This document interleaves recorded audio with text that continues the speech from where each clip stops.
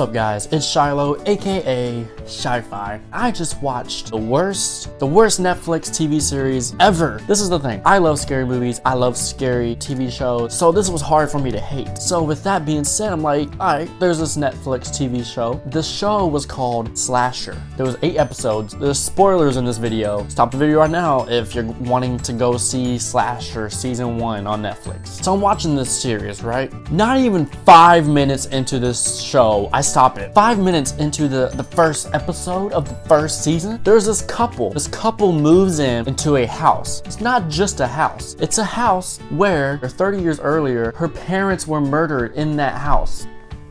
And they moved back in? I stopped it. I stopped it then and there. I was like, no, this is the stupidest plot I have ever seen. They moved into the house your parents got murdered in. No, you don't do that. That's not even logical. And the mom was pregnant with the main actress in this series. She's only alive because the murderer kept her. And it turned out the murderer was the father of the baby. What? I couldn't even think for the next 2 days. So I stopped the series. I'm like, no, not gonna watch this. But you know me, I'm like curious. I'm like, I hope this gets better. It's pretty bad if I'm like wanting the TV show to do good. Scary TV shows, scary movies are already stupid. You don't need to make it even more stupid. Let's balance the stupidity and reality. This just went way beyond stupidity. So I got over the fact they moved into the old house that her parents were murdered in. So murders start happening. Not surprising. She's back in town, so murders are happening. 4 murders happen in a span of like 2 weeks. This is a small town too. This is very rare. The couple, of course they're worried. She's like, oh, it might be the same murderer trying to copycat. She goes up to the police. She's like, we need to get this serial killer. We need to get him. And I'm like, Good, you went to the police. the police is like, Are you suggesting that we have a serial killer in the town? Yes? Yes, we have a serial killer in the town because there's been 4 murders. not suggesting there is. This is the police we're talking about. There was another part. The main actress, she was trying to investigate, you know, she was trying to play police. She goes into the woods all by herself.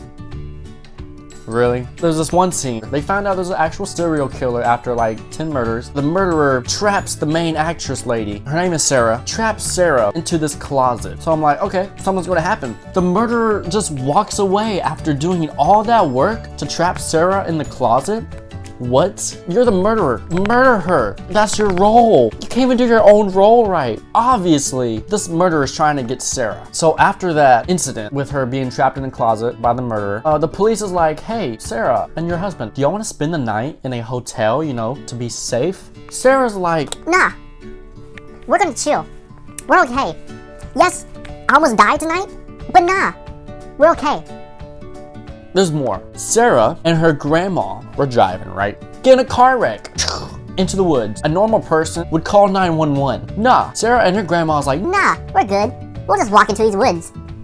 we don't need to call 911. We'll just leave our crashed car. They're walking in the woods. They get lost. They just happen to get lost. I don't know how they got lost so quick. Sarah's just walking around. She's trying to find her grandma. She finds her grandma all right, but grandma's dead. And do you know what Sarah does? She then calls 911. Yeah, you're an hour late.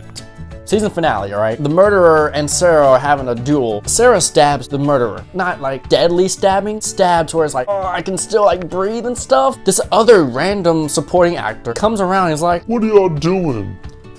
Did someone get stabbed? if you think someone got stabbed, why are you walking so close to this confrontation? Get out of the way. If the murderer grabs the knife out of his stomach, pierces that supporting actor in the heart. I'm like, oh, he's dead. So everything happens. Sarah kills the murderer, you know, happy ending. The like second to last scene, Sarah and her husband are just talking. The supporting actor that got stabbed in the heart, he just pops up out of nowhere. Hey guys, how's your day?